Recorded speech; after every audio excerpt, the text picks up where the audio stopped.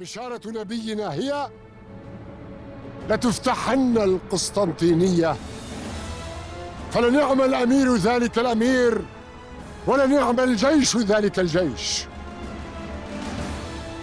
يا أبو أيوب، من نوع ذلك الأمير الفاتح؟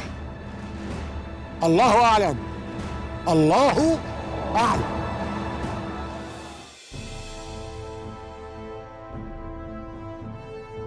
İstanbul'un fethi sadece askeri bir başarı değil, aynı zamanda İslam dünyasının yüzyıllar boyunca hayalini kurduğu bir hedefin gerçekleşmesiydi. Çünkü Peygamber Efendimiz Hz. Muhammed'in sallallahu aleyhi ve sellem bir hadisi şerifiyle müjdelenmişti. Konstantiniye muhakkak fethedilecektir. Onu fetheden komutan ne güzel komutandır. Onu fetheden askerler ne güzel askerlerdir. Bu hadis, İslam dünyasında yüzyıllar boyunca bir motivasyon kaynağı olmuş ve Müslüman orduları defalarca Konstantinopolis'i fethetmek için yola çıkmıştır. Şehir, tarihte tam 28 kez kuşatılmış, ancak bir türlü fetih nasip olmamıştır. Ta ki 1453 yılındaki 29. kuşatmaya kadar.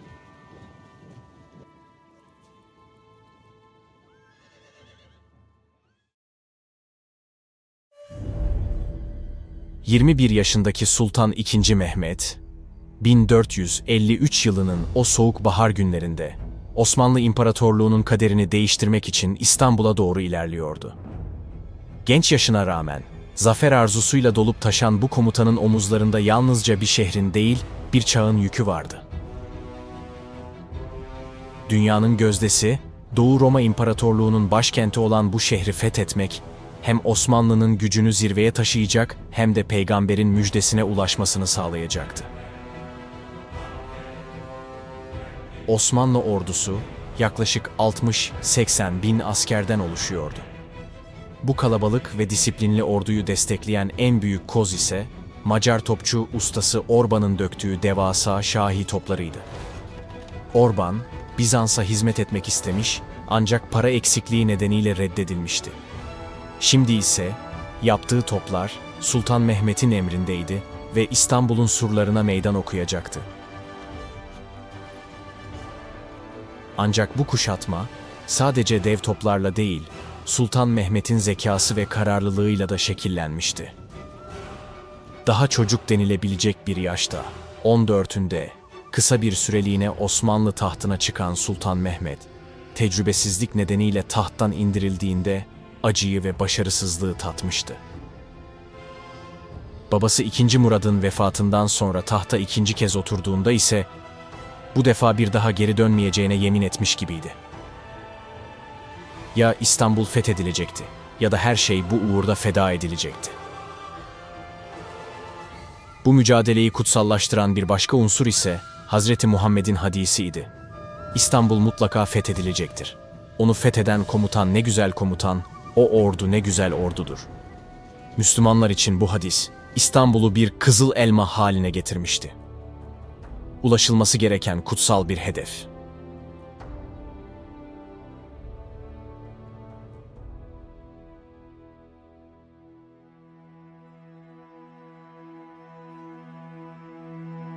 İmparator 11. Konstantin, kuşatma yaklaştıkça, kaderi belirsizleşen Bizans'ın savunması için tüm imkanlarını seferber etmişti. Umutlarını, Konstantinopolis surlarının yüzyıllardır gösterdiği dayanıklılığa bağlamıştı. Tam 28 farklı saldırıya karşı koyan bu görkemli savunma hattı, Bizans'ın en büyük güvencesiydi. Şehrin savunucuları, Venedik ve Cenova'dan gelen desteklere rağmen oldukça sınırlıydı.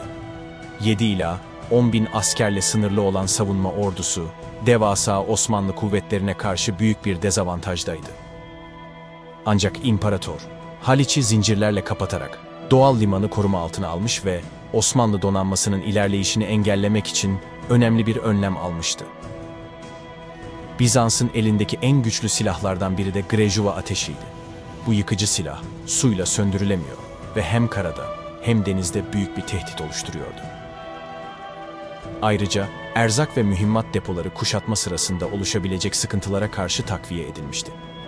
papalık, 200 asker ve mühimmat taşıyan 3 kadırga gönderirken, başka devletlerin yardımları da şehrin savunmasını güçlendirmek için harekete geçmişti. Ocak 1453'te Cenova'dan gelen Giovanni Giustiniani, 700 askeriyle Bizans'ın yardımına ulaştı.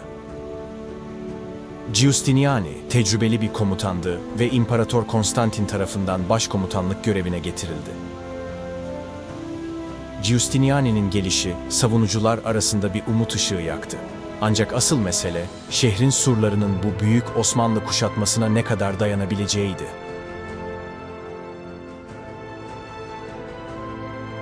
Bizans, yalnızca mühendislik harikası surlarına değil, 1000 yıllık bir imparatorluğun mirasına da güveniyordu.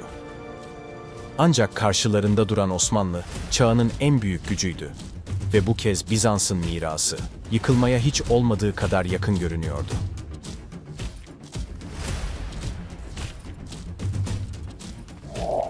Sultan II. Mehmet, 6 Nisan 1453'te, çevredeki yerleşim yerlerini ele geçirdikten sonra İstanbul kuşatmasının başlaması emrini verdi. Ancak İslam geleneklerine uygun olarak Vezir Mahmud Paşa, Bizans İmparatoru Konstantin'e gönderilerek şehrin teslim edilmesi ve kan dökülmeden bu tarihi çatışmanın sona erdirilmesi için bir teklif sundu. Fakat İmparator Konstantin bu talebi kesin bir şekilde reddetti. Bu cevabın ardından Sultan Mehmet, Osmanlı topçularına 12 Nisan 1453'te şehri bombalamaya başlamaları emrini verdi.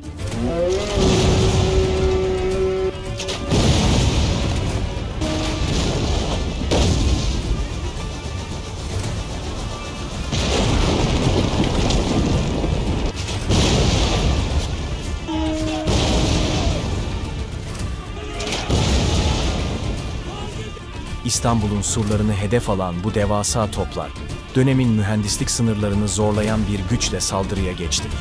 Şahi topları, yalnızca yıkıcı etkisiyle değil, aynı zamanda çıkardığı korkutucu gürültüyle de Bizans savunucularının moralini ciddi şekilde zayıflatıyordu. Ancak bu toplar oldukça büyük oldukları için, her bir atıştan sonra yaklaşık 2 saatlik bir yeniden doldurma süresine ihtiyaç duyuluyordu. Sultan Mehmet, atışların daha sık yapılmasını emrederek saldırı temposunu artırmak istedi.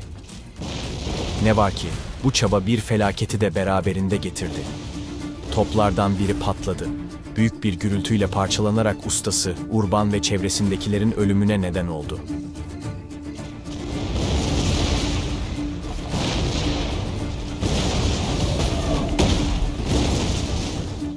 Osmanlı topçuları, kuşatma boyunca stratejik bir yaklaşımla hareket ediyordu.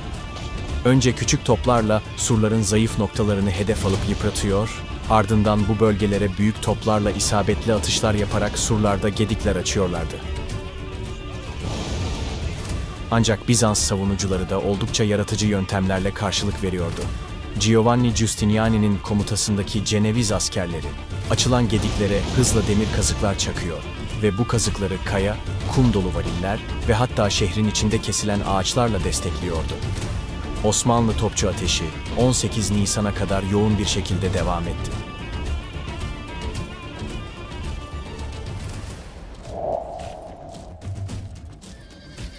...18 Nisan gecesi, Osmanlı ordusu Bayrampaşa Deresi civarında, surlarda açılan gediklere doğru büyük bir taarruz başlattı.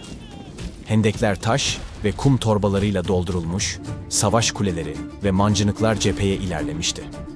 Karanlığın içerisinde yükselen Osmanlı savaş naraları, gökyüzüne yayılan okların fısıltısıyla karışıyordu.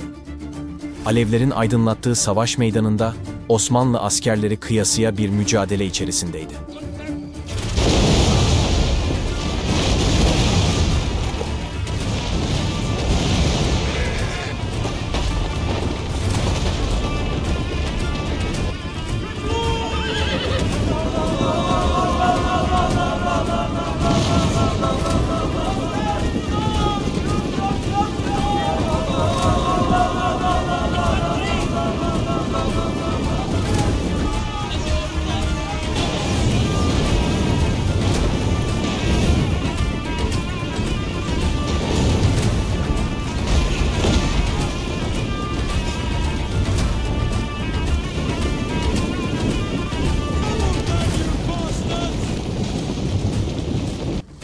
Mızrakların çarpışması, kılıçların parıltısı ve mancınıklardan atılan taşların yankıları geceyi adeta cehenneme çeviriyordu.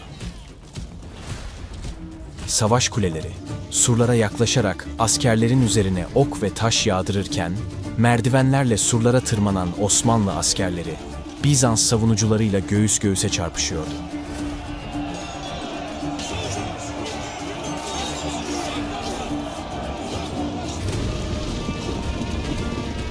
Ancak Bizans savunucuları, Grejuva ateşiyle kuleleri tutuşturdu. Alevler içerisinde kalan kuleler, büyük bir gürültüyle yıkılarak Osmanlı askerlerini geri çekilmek zorunda bıraktı. Surlara ulaşmayı başaran az sayıda Osmanlı askeri ise, Bizans askerlerinin inatçı direnişi karşısında geri püskürtüldü.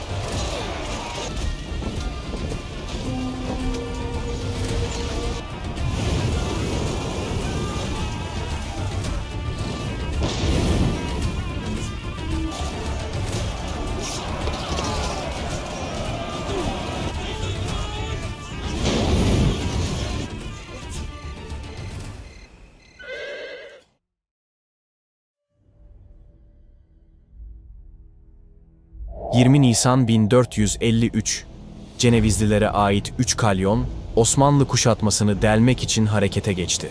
Amaçları, kuşatma altındaki Konstantinopolis'e hayati yardımı ulaştırmaktı. Sultan II. Mehmet, bu cesur hamleyi durdurmaya kararlıydı ve Osmanlı donanmasını derhal harekete geçirdi. Ceneviz kalyonları, Osmanlı kürekli gemilerine kıyasla çok daha büyük ve sağlam yapılıydı. Çarpışmalar, Yeşilköy açıklarında başladı. Rüzgarı arkasına alan kalyonlar, Osmanlı gemilerinin manevralarından ustalıkla kaçtı.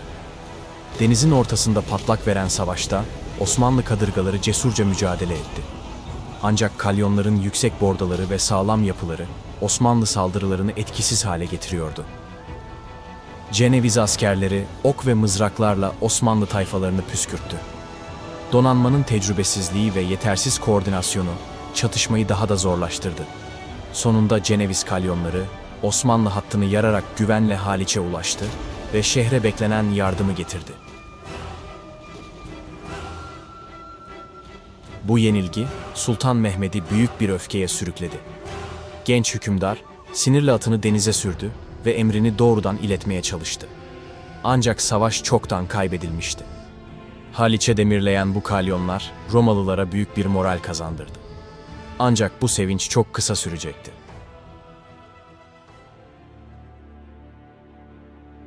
Osmanlı donanmasının Haliç'e indirilmesi, kuşatma stratejisinde bir dönüm noktasıydı. II. Mehmet'in başarısız hücumların ardından devlet adamları ve komutanlarla yaptığı toplantıda Çandarlı Halil Paşa kuşatmanın kaldırılmasını ve Bizans'ın vergiye bağlanmasını önerdi. Ancak Zaanos Paşa ve Molla Gürani gibi isimlerin itirazlarıyla bu öneri reddedildi.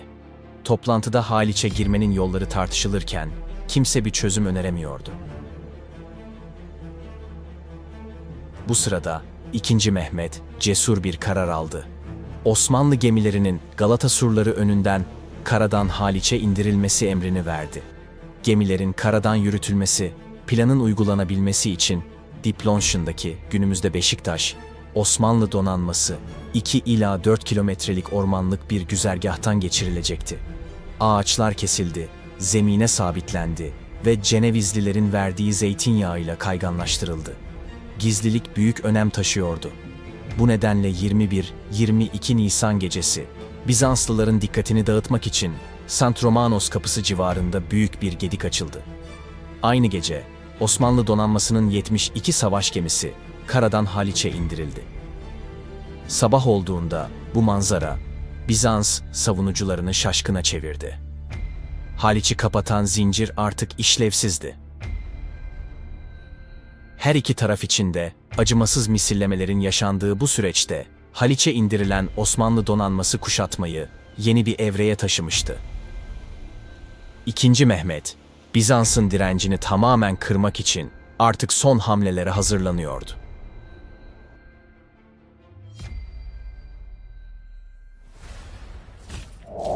Kuşatma zirveye ulaşırken iki taraf da nihai bir çarpışmaya hazırlanıyordu. 29 Mayıs 1453 sabahı Osmanlı ordusu sabah namazını kıldı. Ardından mehter takımı savaş marşını çalmaya başladı. Bu ses surların ötesine, Bizanslı savunmacıların yüreklerine kadar ulaştı. Sultan II. Mehmet, saldırının başlayacağı emrini verdi. İlk dalga, yaşlılardan ve Hristiyan askerlerden oluşuyordu. Ellerinde taşıdıkları merdivenlerle surlara ulaşmaya çalıştılar. Ancak Bizans savunmacıları, taşlar, oklar ve kaynar yağla onları durdurdu. Merdivenler devrildi. Osmanlı askerleri surlara ulaşamadan can verdi. Bu saldırı tam 2 saat sürdü. Ancak başarılı olamadı. İkinci dalga, Müslüman köylüler ve azablardan oluşuyordu. Saldırılarını özellikle Sinten Romanos kapısı çevresinde yoğunlaştırdılar. Fakat onların kaderi de ilk dalgayla aynı oldu. Bizans askerleri kaynar yağ, taşlar ve oklarla saldırıları püskürttü. Çatışmalar 1,5 saat boyunca sürdü. Yorgun düşen ikinci grup geri çekilmek zorunda kaldı. Bizanslılar için bu anlar moral ve umut doluydu. Osmanlı'nın durdurulabileceğine inanıyorlardı. Fakat nihai darbe Yeniçerilerden gelecekti.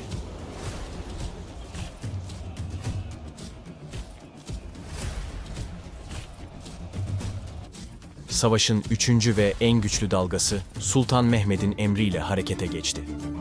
Yeniçeriler, disiplinli ve deneyimli bir şekilde surlara doğru ilerlediler. Bizans askerleri önceki çatışmalardan yorulmuştu ve artık bu baskıya dayanacak güçleri kalmamıştı. Osmanlı büyük topunu ateşleyerek surlarda dev bir gedik açtı. Yeniçeriler bu geçitten içeri akmaya başladı. Artık surlarda Osmanlı askerleri hakimdi. Bizanslılar tüm direnişlerine rağmen geri çekilmeye başladılar. Surları aşan Osmanlı birlikleri Sultan Mehmet'in hayalini gerçekleştirmek üzereydi. İstanbul'un fethi artık an meselesiydi. Direnişi kırılan ilk sur Osmanlıların eline geçti. Azapların desteğiyle Yeniçeriler güçlerini toplayarak ikinci sura doğru yoğun bir saldırı başlattı. Her iki surda harabe durumdaydı ve çarpışmalar şiddetini artırarak devam ediyordu. Bu esnada Cenevizli komutan Giustiniani ağır yaralandı ve İmparator Konstantin'in ricalarına rağmen tedavi için limana götürüldü. Giustiniani'nin yaralandığı haberi Bizans ordusunda paniğe yol açtı. Bizans askerleri şehirdeki sokaklarda kaçışmaya başladı. Venedik ve Cenevizli askerler de gemilerine binerek kaçmak üzere limana yöneldi. Öğleye gelindiğinde Konstantinopolis artık Osmanlıların elindeydi. Böylece Konstantinopolis fethedilmiş ve asırlardır süregelen bir rüya gerçeğe dönüşmüştü. Şehir artık İstanbul adıyla anılacak ve tarih sahnesinde yeni bir çağın kapılarını aralayacaktı.